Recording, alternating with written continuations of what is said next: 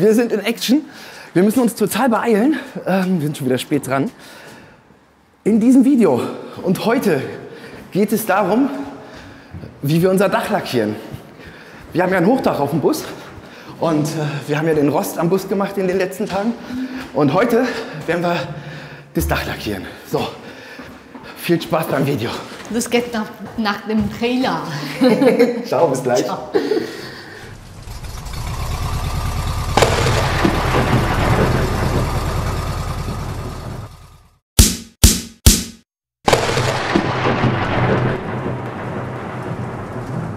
Wir sind Rothausbus. Ich bin Alessandra. Und ich bin Björn. Wir haben einen 36 Jahre alten Bundeswehr T3 zu einem Weltreisemobil umgebaut. Immer mit dabei sind Mali und Wilma, unsere beiden Hundedamen. Unser nächstes großes Abenteuer ist Südamerika.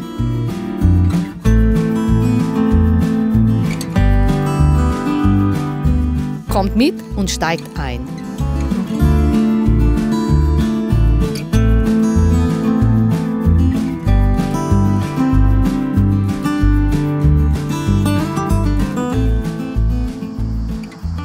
Wir werden aber heute nicht nur das Dach lackieren, sondern auch unsere Front.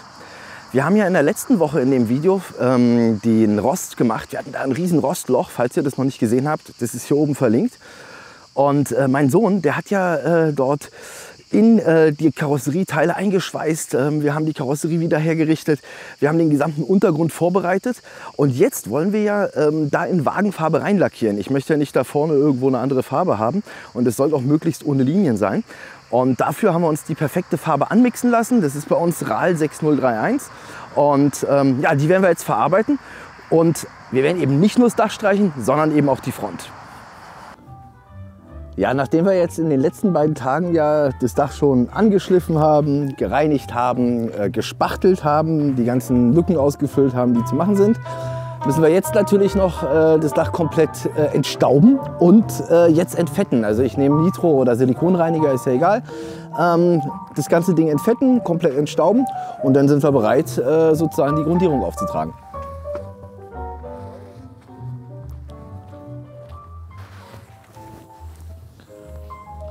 Ja, wenn man will, ist der Nitro nie da.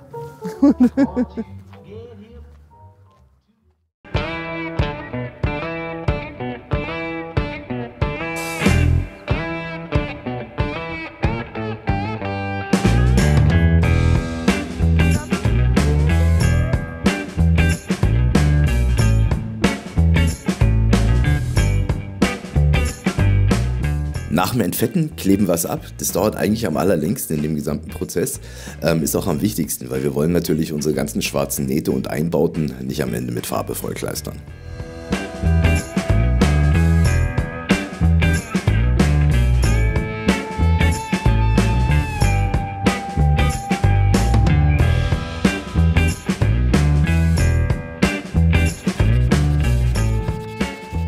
So, wir haben jetzt alles vorbereitet. Das heißt, wir haben das Loch geschlossen, da ist ein Teil eingeschweißt, ein zweites Teil ist auch eingeschweißt.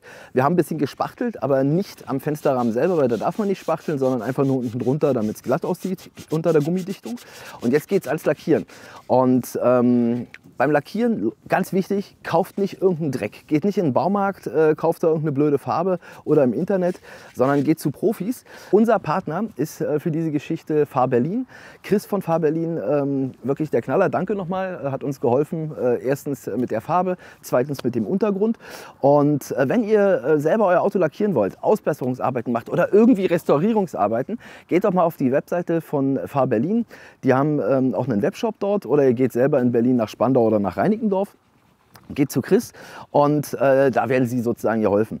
Und ja, was ich dazu sagen muss, genau, noch eine Sache, ganz wichtig. Es gibt ja sogar Rabatt. Also, unten in der Beschreibung ist die Webseite verlinkt. Und wenn ihr mit unserem Namen von unserem Kanal, also Rothausbus, auf die Webseite geht, dann kriegt ihr sogar noch mal 15% Rabatt.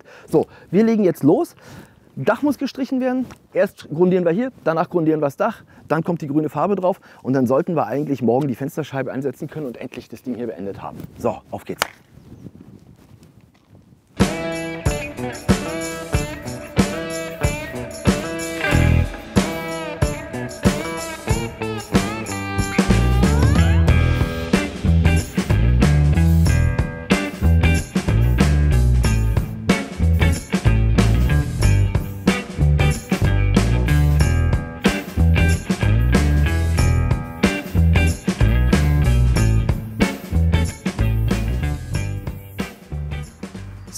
jetzt Ruhe bewahren. Jetzt kommt der schwierigste Teil. Wir werden das Dach jetzt streichen, das heißt, wir werden es erst grundieren und danach die Wagenfarbe aufbringen. Also die gleiche Farbe, die wir unten haben, mit einer kleinen Besonderheit, die ich jetzt noch nicht sage, die zeigen wir euch am Ende.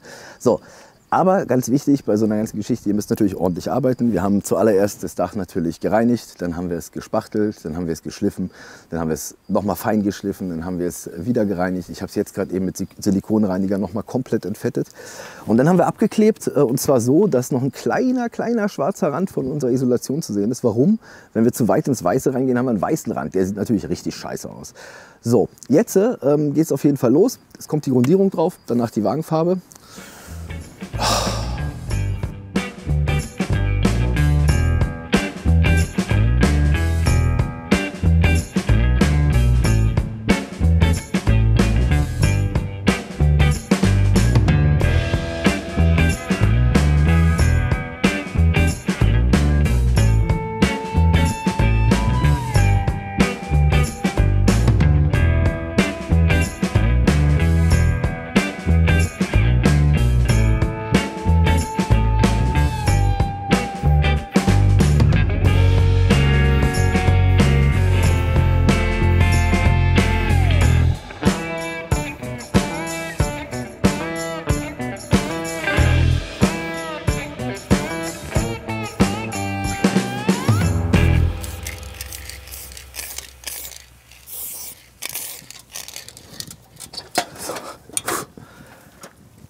Erste Runde ist durch. Also Grundierung steht.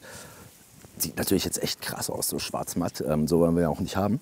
Und jetzt lassen wir das durchtrocknen. Die muss gar nicht so lange trocknen. Ich glaube nur 20 Minuten, eine halbe Stunde. Und ja, dann kommt der Endanstrich. Den 2-Komponenten-Lack, den wir von Fabelin bekommen haben, den muss man erst aktivieren. Das heißt, hinten in der Schutzkappe ist so ein Ring drin. Und mit dem zieht man in der Mitte den Stift raus, dreht um eine 360-Grad-Drehung. Und damit öffnet man drin die Kapsel von dem Lösungsmittel oder von dem Härter. Danach muss man die Dose 3 Minuten mindestens gut durchschütteln.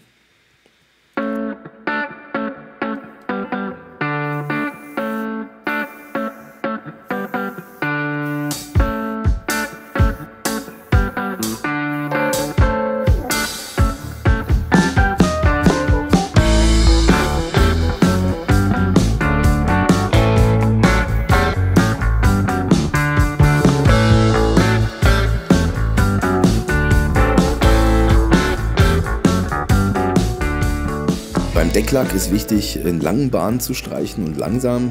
Bei der Grundierung war es nicht so wichtig. Jetzt machen wir es aber langsam und flüssig.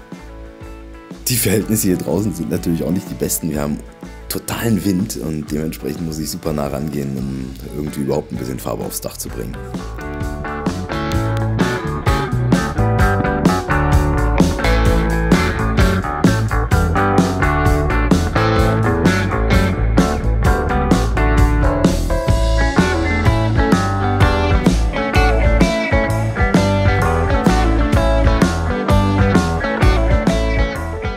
So, wir sind fertig für heute. Ich bin vor allem fertig. Mir tut der Finger weh, kannst du dir nicht vorstellen. Normal gibt es da so eine Spritzhilfe, aber ich habe mit dem Finger angefangen, jetzt habe ich mit dem Finger aufgehört, jetzt ist die Hand so. Na egal. Auf jeden Fall, Ergebnis sind wir ganz zufrieden dafür, dass wir es draußen gemacht haben. Es sind ein paar Insekten drin, aber naja, man braucht ja auch sozusagen eine Erinnerung an den Ort, an dem man es gemacht hat. Morgen oder übermorgen streichen wir noch den schwarzen Strich. Den machen wir natürlich schön, nicht so wie er jetzt aussieht. Aber für heute ist Schluss. So, bis morgen. Ciao. Morgen. So, nächster Tag ist dran. Letzter Tag ist dran. Wir hoffen, heute fertig zu werden. Lack ist trocken, Cockpit muss rein, die Scheibe muss wieder rein. Das heißt, wir ziehen den Scheibengummi, den neuen darauf, dann kommt das Ding ins Auto rein. Ja, und das ist unsere Arbeit für heute und wir hoffen, dass wir hier in 3-4 Stunden vom Platz fahren. Auf geht's.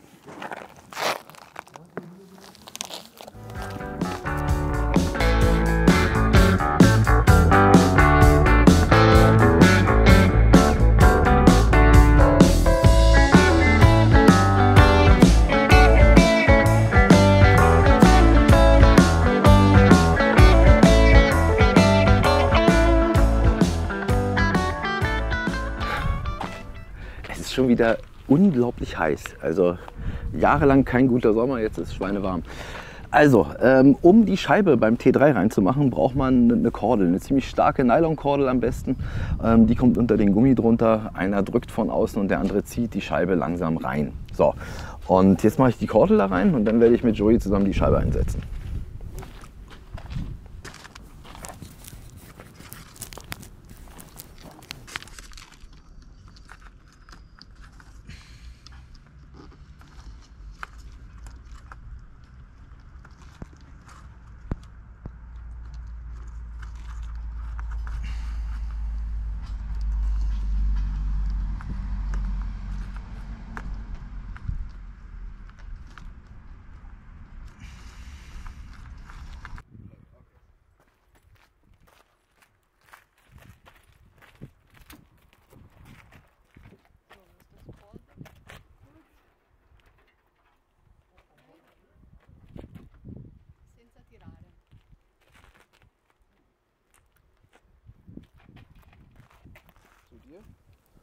Ja, wenn die Scheibe dann passgenau sitzt, also die muss wirklich haargenau den Abstand zu jeder Ecke haben.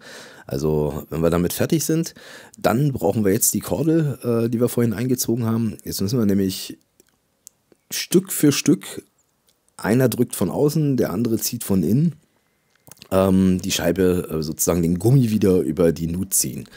Und ja, dabei muss man recht vorsichtig vorgehen, weil die darf sich natürlich nicht verziehen. Also Stück für Stück, langsam, konzentriert und immer genau da arbeiten, wo der andere zieht.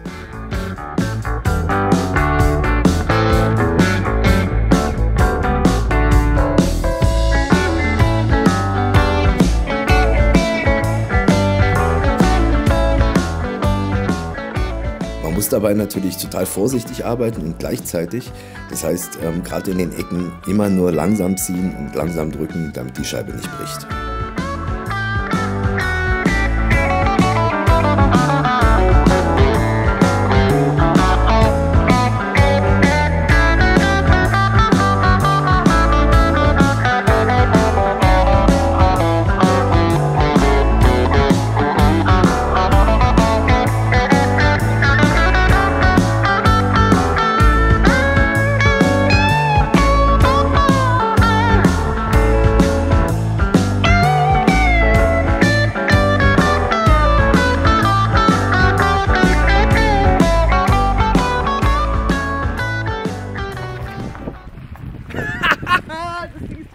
Diesmal ohne kaputt gehen. Und beim ersten Mal.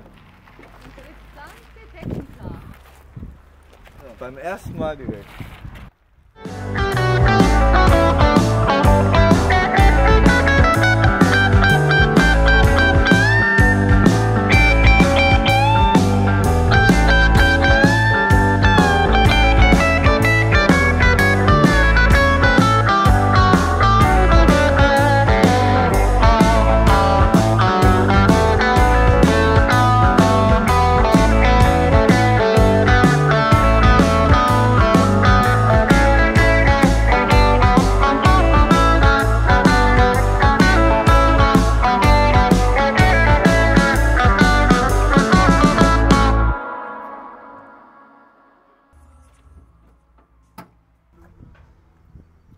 So, alles schon wieder montiert.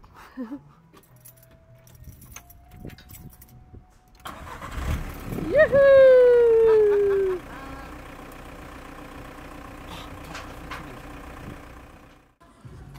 Wir sind fertig, total fertig. 3 Tage Arbeit, die Hände sind dreckig und die Muskeln tun weh. Auf jeden Fall war das unser Video zum Thema Dach. Hier nochmal danke an Joey. Ja, sehr gerne. Sehr geil, falls jemand irgendwie Karosseriearbeiten braucht, er kann schweißen wie ein Verrückter. Ja, meldet euch einfach bei uns, schickt uns eine E-Mail oder wie auch immer, wenn er Hilfe braucht. Joey hat da ja eine Bock drauf. Hier gibt es noch eine Halle, wo man arbeiten kann. Auf jeden Fall sehen wir uns beim nächsten Mal wieder. Jetzt ist aber erstmal Schluss. Ja, bis zum nächsten Mal. Ciao, ciao. Da wir beim letzten Mal mit dem Lackieren ja noch nicht fertig geworden sind, also nicht fertig geworden, ich wollte nicht in den frischen Lack abkleben und da ein Klebeband reinziehen. Und haben ein paar Tage trocknen lassen. Jetzt habe ich es gerade abgeklebt. Und jetzt warten wir noch, dass die Sonne ein bisschen runtergeht, der Wind weggeht. Dann streichen wir unseren schwarzen Streifen da rein.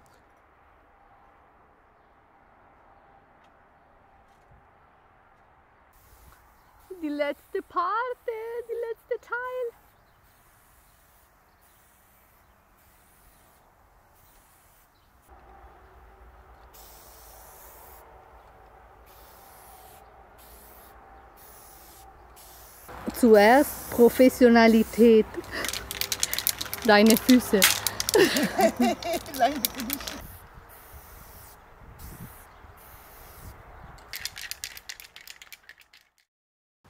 Wir haben es geschafft. Fertig. Und so geil. Echt total. Wir sind absolut zufrieden und Ja, ich bin zufrieden. Total. Und wir müssen auch noch mal sagen, danke an Fahrberlin, oder? Also Chris hat uns echt cool supportet und ja, war eine gute Arbeit. Das Ding ist abgeschlossen und Lack und die restlichen Arbeiten am Bus sind erledigt. Prossimo grande lavoro, un piccolo controllo al motore, ultimi controlli e poi siamo pronti. Wo fahren wir nächste Woche hin? Nach Warnzentrale, ja, für die letzte Check. Genau, nächste Woche gibt es ein richtig geiles Special. Wir fahren zur Warnzentrale nach Hildesheim und da besuchen wir Chris, der hat uns den Motorumbau hinten gemacht. Und das wird ein absolutes Special. Wir freuen uns, wenn ihr wieder dabei seid. Für heute ist allerdings Schluss. Bis zum nächsten Woche. Bis nächste Woche. Ciao. Ciao.